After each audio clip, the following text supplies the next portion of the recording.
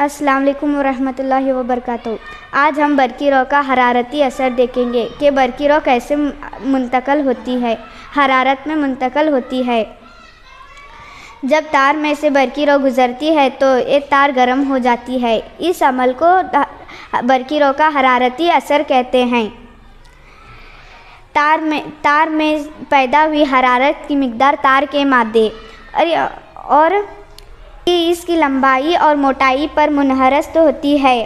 اس طرح مختلف ضروریات کے لیے مختلف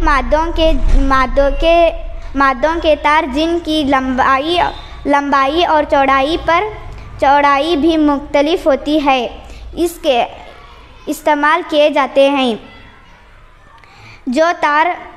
جو تار سرکٹ بنانے کے لیے استعمال کی جاتی ہے وہ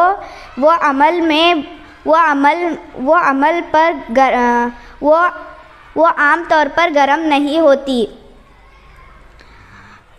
اس کے برخلاف کچھ بجلی کے سامان کے ایلیمنٹ اتنے گرم ہو جاتے ہیں کہ وہ آسانی سے نظر آ جاتے ہیں۔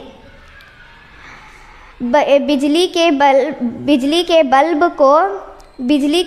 کا فلامنٹ گرم ہو جاتا ہے اور اس کے درجہ حرارت اتنا اونچا ہوتا ہے کہ وہ چمکنے لگتا ہے۔ شکریہ۔